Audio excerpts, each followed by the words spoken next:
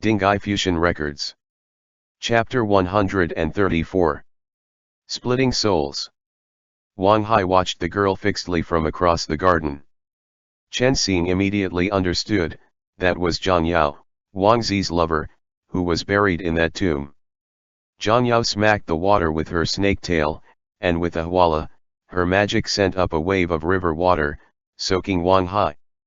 Right after that, her group of handmaidens laughed loudly. Wangzi, however, was not the least angered, but rather bent over and placed a flower made of a crystal clear gem on the bank, before mounting his horse and leaving. "It's been too long," Wangzi's voice said. "So long that I've almost even forgotten myself. I never expected that I would be able to see the scene right before my death." Wangzi's voice echoed through his memory. "I was once a deity who tended herds in the mountains and parted the seas," Wangzi's voice said. "The Wangzi of the past had a pair of branch-like antlers, which blossomed with flowers.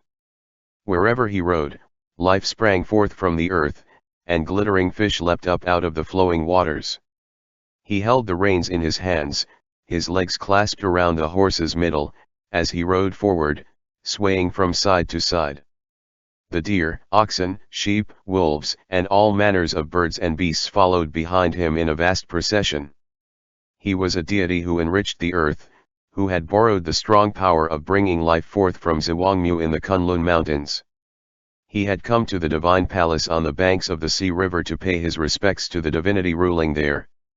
That day, I went to the country of Yuyi, to pay my respects to their ruler," Wangzi's voice murmured. In the palace sat the Yuyi king's majestic, heroic figure. He held a long saber crafted of a dragon's horn, which flashed with lightning and rumbled with thunder. And beside him, leaned up against him, was the figure of Zhang Yao. The gemstone flower that Wangzi had gifted her was pinned in her hair. On a night flashing with lightning and rumbling with thunder, Wangzi raced after Zhang Yao, passing through the gauze-laden interior of the castle. They arrived under the canopies of two trees. Zhang Yao's snake tail waved back and forth, but she had nowhere else to hide, so she had no choice but to turn her head away. But before Wangzi could approach, the Yuyi bodyguards grabbed him and led him away. After that, the ruler of the country of Yuyi chopped you into multiple pieces, Xiang said, and buried the pieces in the far-flung corners of the human realm. "Correct," Wangzi said quietly. "The shepherd god, who watched over the living things of the mountains and the seas, died just like that. I didn't even resist, only because an odd thought occurred to me: if I were to die for a Yao, would she, for the rest of her life, remember me?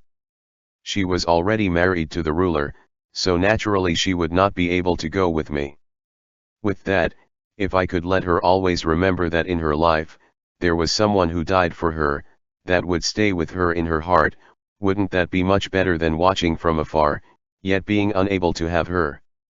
The boundless darkness came pouring in, and Xiang immediately began to prepare himself. He ignited the heart lamp, knowing that the most difficult part to deal with was coming. As expected, in that darkness, the devil god's blood gathered up from all around them, trying to steal Wangzi's body.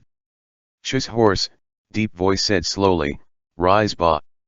Your destiny has not yet come to an end, and everything can still be changed." "He did not use your rage," Xiang said. "That's correct," Wangzi said quietly. "Only because when I died, I felt no hatred." Xiang let the light of the heart lamp shine forth, and Xiang Shu, at his side, gripped his hand. Wangzi continued quietly, "He simply asked me, if there was a chance to redo everything, would I be willing to once again awaken from that dark underground where there was no daylight." "Disperse!" Xiang shouted. The heart lamp turned into a barrier, and the devil's god blood all around them gathered up in that moment, taking the form of Chu, who faced Xiang and let out an angered roar. A bright light shone forth from Xiang's hand, trapping the devil god's blood. As Chu bellowed, that light seeped into Wangzi's third hun, and the devil god's blood that had tormented him for almost 1,000 years began to break down. It turned into ashes that flew away on the wind, and a strong whirlwind of light began to spin across the world, sweeping like a snowstorm towards the sky. Amidst that light, Wangzi, confused, regained his original form of a shepherd god.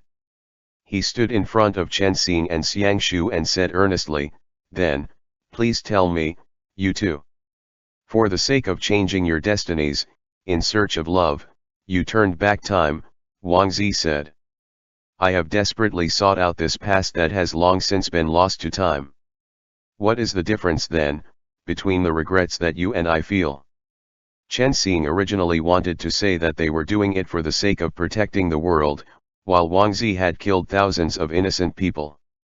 But he knew this was not the essence of the answer that Wangzi was seeking, because having such an obsession was normal. Where Wangzi had made a mistake was that he had fallen under the devil god's blood's control, and had thus committed many evil acts. "Based on the origin of your obsession," Xiang Shu replied, "there is nothing different, but your actions were things that the heavens and earth could not tolerate." Wangzi sighed, and he smiled slightly. "Thanks." With that, a green branch sprouting new leaves appeared in Wangzi's hands, and he handed it to the two of them, saying, "I'll leave this to you too. Consider this a minor bit of penance that I am doing before I depart." With that, the points of light flew into the sky, and Wangzi turned in the air. The world in their consciousness and the soul-binding array overlapped, and they all found themselves back on Mount Nanping. Wangzi's Hunpo were glowing with light, and they flew into the air, turning into motes of light that rose towards the sky. The branch that Wangzi had given to Chen Xing had already vanished. Everyone looked up at the sky. "Kong Er," Xiang Yin said gently. Since the soul arrest array had been undone, Xiang Yin's form had grown pale and translucent. Xiang Shu immediately turned his head and said earnestly, "Mom. It's time for me to leave as well," Xiang Yin said solemnly. Xiang Shu turned and walked towards Xiang Yin. He lifted his arms, wanting to hug his mother, as he said quietly, "The day that you left this world, I was brought to the Ruran tribe. Dad did not want to let me see you." "Shh," Xiang Yin smiled. "I am very happy, having been able to see you." Xiang Yin studied Xiang Shu's arm, where the 9 sigils, which looked like a tattoo, glowed faintly. "Is that the 9-syllable incantation?" Xiang Yin asked lightly. "Look, even if you've lost the Akala blade, the incantation still returned." She gently rubbed the incantation on Xiang Shu's arm, and in the wake of her movements, the light of the symbols grew stronger. "The Akala blade," Xiang Yin said quietly, "is a divine weapon that the Wisdom King bestowed on the Xiang family, but it does not reside solely in the body of the sword. This is something that has been passed down from the Xianyuan clan, a belief in the weapons of the world. Once every person understands what they are fighting for, it will once again appear." And as she spoke, Xiang Yin turned to study Chen Xing, smiling as she did so. "The heart lamp did not appear in my era, but since it has already appeared in this time, fate caused it to happen thus. I hope that you two will be together for 100 years, and live your lives free of doubt or worries, freely and easily." When she finished speaking, Xiang Yin turned into dots of light, which broke apart gently on the breeze. "Mom, farewell forever," Xiang Shu said, looking up.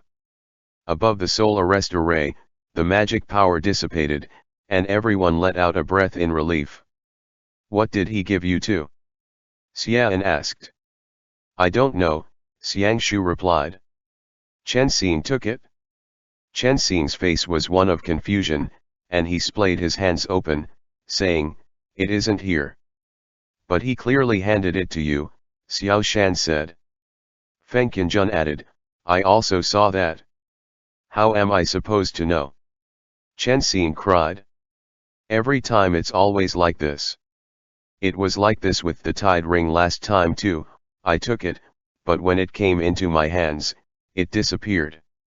Are you all purposefully trying to turn me into a scapegoat?" Xiang Shu said, "If it isn't there, then it isn't there, stop asking." "Look at these symbols," Wen Che said. They appeared after you took it? Chen Xing asked, but how was I supposed to know? Enough. Xiangshu yelled, and everyone quieted. Xiangshu, it isn't like he purposefully hid it. If he doesn't have it, then oh well. What else do you want to do?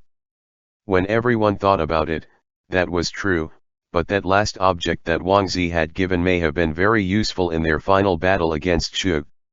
Xian was not deterred, and he still wanted to have Chen Xing search, but Xin Yuanping interrupted just in time. Now, it is time to prepare to split the Hun.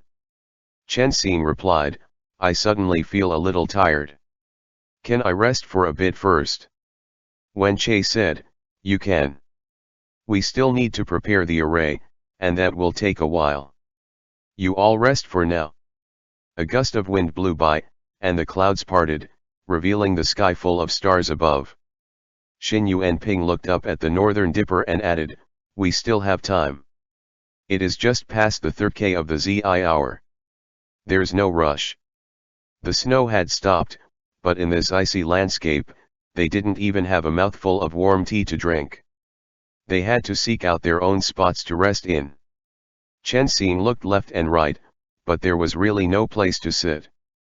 He originally wanted to stay standing with Xiangshu, but Xiangshu led him to a hollow against the wind and the snow. He parted his legs and patted the ground between them, indicating that Chen Xing sit there. With that, Chen Xing sat down between Xiangshu's spread legs, leaning against his chest. Xiangshu undid the ties on his outer robe and wrapped it around the two of them. Chen Xing turned slightly, curling up in Xiangshu's embrace, pressed up against him. Xiangshu was like a heater, which immediately warmed him right up. Xiao Shan walked over. He looked at Xiangshu, then at Chen Xing. Xiangshu said, his expression cold, there's no more space. Xiao Shan had no choice but to accept that. He wanted to sit down by their side. Tuoba Yan sat down by the tree as well and said, Xiao Shan, come here. Tuoba Yan seemed to see Xiao Shan as Lu Ying's adopted son or little brother, and his love for Lu Ying extended to him as well. He had always looked after Xiao Shan, but Xiao Shan did not reciprocate, and a snowball went flying that way, smacking into Tuoba Yan's face. Everyone began to laugh at that. Xian had a handheld stove in his hands, also a little unable to deal with their situation, because after all he was older. Feng Qinjun sat down next to Tuoba Yan under the tree, and the two of them began to talk quietly to each other. Xiao Shan adjusted his position, pillowing his head on Xiangshu's leg. In his half-slumped position, he watched Wen Chen and Xin Yuanping studying the array. Chen Xing said quietly, the god of weapons is searching for his third Hun. SHH, Xiangshu suddenly reminded him, and Chen Xing stopped talking. Xiangshu pointed at the ground, and Chen Xing began to grow wary. Perhaps, no matter what they said, Shu would be able to sense it through the ground. After all, before Wangzi passed, he had revealed too much information to them. The first was that Shu had already integrated himself into the divine and earth veins. That also explained why, this entire way, the crows that Wangzi had used as spies had disappeared, and what took their place was Chu appearing suddenly several times. Chen Xing remembered that day in Karasha very clearly. When he had expelled the devil god's blood from Lu Ying, Shu had seized the opportunity to attack first. Thankfully, Chongming had been there, and had sent him packing. Which was also to say that the array that they set down here was something that Shu knew about as well. Doing so despite knowing that this would alter Chu, was this part of Xiangshu's plan as well? Xiao Shan was still a little cold, and he turned to hug Xiangshu's leg as he began to shiver. Xiangshu, aren't you not afraid of the cold? Xiao Shan. Chen Xing pulled open Xiangshu's outer robe a little, letting Xiao Shan crawl inside. Xiao Shan had grown big, and his legs were still outside, while Chen Xing hugged his upper half. With this, Xiangshu held Chen Xing, and Chen Xing held Xiao Shan. Chen Xing suddenly felt that this was very amusing. Xiao Shan, however, seemed to think of something, and he said, if we went through the cycles of reincarnation, then I would no longer be me, and Liu Ying would no longer be himself either. Xiang Shu replied. What are the 3 hun and 7 po? Xiao Shan asked Chen Xing, tilting his head to the side. Chen Xing said, it is the power that the divine and earthly veins have granted us, that was born from our lives. Xiang Shu, however, understood Xiao Shan's question, and he explained, what he wants to ask is why this world allows us to have Hunpo. This question was one that was very hard for Chen Xing to answer. It was on the same level as questions such as why am I me and why are humans human. What Xiao Shan had brought up was a question that perhaps even the Devi knights of old would not have been able to answer. Why do you all know so much? Xiao Shan asked doubtfully. Who told you about Hunpo and all that stuff? Chen Xing taught me, Xiang Shu said. I did not, Chen Xing smiled back. You did, Xiang Shu replied. The first day we arrived in Jiankang. Huh. When Chen Xing was reminded of that, he suddenly remembered as well. It was a long time ago, so long ago that it seemed like something from a past life. The first time that he had arrived in Jiankang, he and a group of aristocratic scholars had had a debate regarding humans and the study of Hunpo.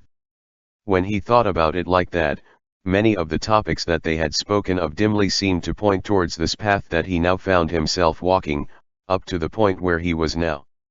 What Hun do you think the heart lamp resides in? Xiang Shu asked.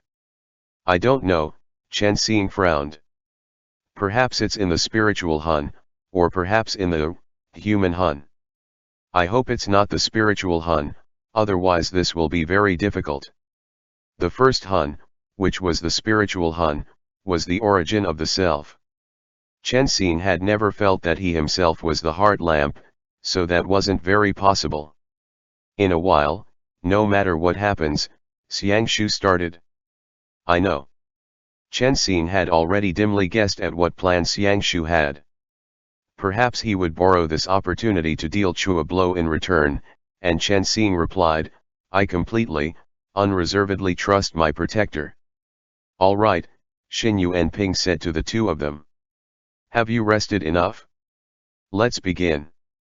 Chen Xing prepared to rise, so Xiang Shu pushed Xiao Shan aside. Xiao Shan shuffled slowly to his feet, but Xiang Shu kicked him lightly to one side, setting him away from the two of them. Chen Xing began to chuckle, but it was at this very moment that Xiang Shu pulled Chen Xing tightly into his arms, lowering his head to capture his lips in a fierce kiss. Chen Xing. Chen Xing wanted to push Xiang Shu aside. There were so many people here, this was too embarrassing. But this was different from their previous kisses. Xiang Shu was not using his tongue.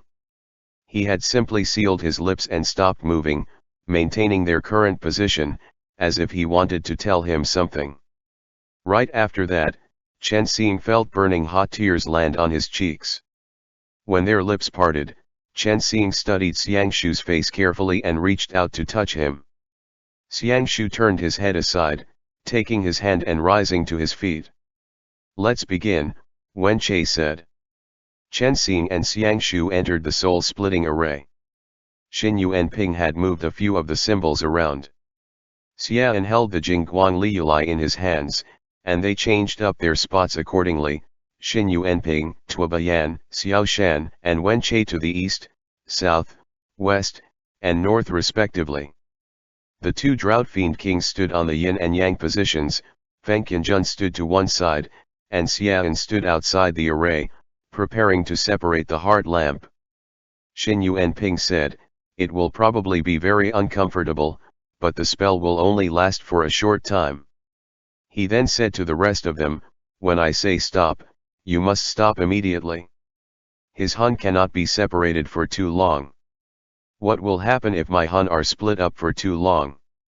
Chen Xing couldn't resist asking. Will I forget things? Wen Che said, first, the Hunpo will leave the body, then the three Hun will each separate from the others. If they keep splitting, the mana that is forcibly dispersed will tear your 3 hun into pieces. Xin Yuanping said, as long as the duration and degree of the flame is controlled, such a thing will not happen. We aren't food, Xiang Shu frowned. Chen Xing began to chuckle. Xiang Shu's words had dampened his nervousness. Wen Che then asked, are you ready? I'm ready, Chen Xing said to him. I'll hold you, Xiang Shu said. It will be very painful for you, too. Chen Xing knew that the process of the Hunpo leaving the body would be abnormally painful. But without giving him a chance to argue, Xiang Shu stepped into the center of the circle with Chen Xing, hugging him tightly. Qianjun, Xiang Yin said to Feng Qianjun. Feng Qianjun nodded, and he undid the ties of a little pouch at his waist, placing it into his hand. Countless purple points of light flew out from within, traveling along the paths of magic as they seeped into the array. Chen Xing lowered his head to look down at the points of light, but Xiang Shu turned his head, forcefully making Chen Xing look at Xiang Shu. With that, Feng Qianjun twirled his blades and muttered the incantation, before he shook them swiftly and shouted, rise. Green light traveled along the length of Senluo Wangzi, spurring into motion the spiritual qi around it, which poured into the array like a torrential rainstorm. From the ground where the points of glowing powder had landed before, seeds began to sprout, and an odd flower grew out of the ground. Lihun flowers. When Chen Xing turned his head to look around, the peak of Mount Nanping had already become a sea of Lihun flowers. What came after was, under the power that Feng Qianjun was pouring in, all of the Lihun flowers in the array exploded with pollen. The sheer amount of pollen was much more than what would cause a simple sneeze, and Chen Xing and Xiang Shu were both stunned. Split their hun. Xin Yuanping shouted. Activate the array. All of the exorcists began to pour in their mana to the array. There was a huge boom, and the pollen began to whirl around in a vortex, sucking in the spiritual qi of the heavens and earth. A beam of light shot into the sky. Chen Xing held Xiang Shu tightly. All he felt was a powerful force that he had no way to defend against, and that whirlwind of pollen tearing away at his body as if it wanted to rip it into pieces. Xiang Shu continued to hold Chen Xing in a deathly tight grip, and he said something anxiously to him, but neither of them were able to make another sound. There was another huge boom, before everything fell silent. All sounds and light vanished at the same time as Chen Xing and Xiang Shu's Hunpo left their bodies. Their surrounding looked as if a wind of light had blown over them, and the world was colored in shades of black and white. In that instant, Chen Xing saw that the divine and earthly veins had taken on a physical form, and he saw the spiritual qi traveling through the bodies of the exorcists around the array. His body was not his own to control, and it was being forcefully pulled away by the divine vein. The glowing form of Xiang Shu, however, grabbed one of his hands tightly, dragging him back to the ground. What came after was a sound of surprise from everyone around them. All Chen Xing saw was chaos, before a dragon of light rose from the ground, circling above their heads, protecting them from the absorption of the divine vein. Gig. He heard Xiao Shan shouting. In the middle of the array, the mana in Xiang Shu and Chen Xing's bodiless souls began to resonate. The glowing fire rose high up into the sky above their heads, seeping into the body of the glowing dragon. The dragon of light continued to circle between the divine and earth veins, protecting them from the draw of the divine vein. The heart lamp, Xiang Yin shouted. Chen Xing lifted his hand woodenly, and the light in his hand glowed. It was the same as when he had entered Feng Tian Ye, Xiang, and the others' consciousnesses. The glow in his hand spun, before shooting out in all directions like some sort of fluid. Xiang Shu lifted a hand as well, placing it lightly over Chen Xing's palm. When he pressed down on it, the flowing light pulled back swiftly into Chen Xing's hand, turning into a dancing ember of flame. As for Xiang Shu, the 9 symbols had actually left his form when he became a soul, circling speedily around the entirety of the array. The power of the dragon, the 9-syllable incantation, the heart lamp, all of the powers that had been branded into their souls left with their souls. All of them were released. Hurry up and pull it away. Xiang Shu shouted at Xiang Yin. Xiang Yin immediately raised the Jingguang Liyulai, but Feng Qianzhen's expression changed, and he shouted, "Undo the array." Sima Wei and the Ghost King, both of who were protecting the array, looked down at the same time, and Xiang Shu's expression immediately changed. The spiritual qi in the world was instantly sucked away, and it turned into a humongous, dark face, which rose up out of the ground. "So, you've finally come." Everyone pulled their mana out immediately. At the summit of Mount Nanping, the sacrificial altar exploded. Chu's face rose out of the earth, and it opened its gaping mouth, swallowing Chen Xing and Xiang Shu's hanpo in one go. Xiang Shu immediately grabbed Chen Xing's hand tightly, pressing down around the heart lamp. Chen Xing felt a powerful force drag him along, sweeping him forward under the ground. There was a huge boom, and the chaotic flow of mana seemed to want nothing more than to toss him into the swift waters of the flowing mana river. "Xiang Shu!" Chen Xing shouted. "Hold on tight to me." Xiang Shu shouted back. The turbulent flow of the earth vein seemed as if it would tear them apart, and it swept them blindly through the vast, blue river. Xiang Shu and Chen Xing's hanpo, however, held fast onto each other as they were swept away. There was a sudden bright flash in Chen Xing's vision, and he was enveloped by that burst of resentment, which dragged him up towards the surface. The exit above their heads crackled with lightning. Xiang Shu and Chen Xing looked up at the same time, and as the turbulent flow tried to separate them and send them individually into the air, Xiang Shu held onto Chen Xing's palm with all his might. He let out a loud shout as he brought his other hand up to grab Chen Xing's wrist. Chen Xing cried out painfully, "I'm about to be torn into two. Focus on me." Xiang Shu shouted, before he suddenly realized that the tide ring had appeared on Chen Xing's finger. Chen Xing and Xiang Shu were hanging onto each other's hands. Xiang Shu immediately looked into his eyes, and their gazes met as they floated through the earth vein. Xiang Shu studied Chen Xing's eyes, before he nodded. His left hand wrapped tightly around his wrist, while his right hand pushed against his palm, making him hold tightly onto that single flame from the heart lamp. Xiang Shu let go of his hand and spread his arms out. The wild current swept him away, and the dragon of light flew at him from behind, taking him towards the other end of the earth vein. Chen Xing held his wrist tightly as he was grabbed by that powerful force. He rose into the air and flew towards the Huanmo Palace near the exit of the earth vein. Deep into the night, after they had been attacked by the turbulent earth vein, the sacrificial altar high up on Mount Nanping had collapsed. The array dissipated explosively, shooting Lihan pollen into the world. The last thing that Xin Yuanping shouted was, "Don't breathe." Everyone was tossed towards the foot of the mountain. It was in this instant that Xin Yuanping turned into a qiao, and Wen Che landed on his head, directing him towards the two drought fiend kings, who he caught. Xian pulled out a wind talisman and was hovering in the air, while Feng Qianzhen called upon the power of Senluo Wangzi. Vines flew out from the mountain, grabbing him. Xiao Shan stepped on the vines, turning his head to look in all directions, only to see Xiang Shu's body flying backwards from where the explosion had occurred. Just as he was about to go save him, the vague outline of Xiang Shu's hanpo shot out from the point of the explosion and leapt towards its body.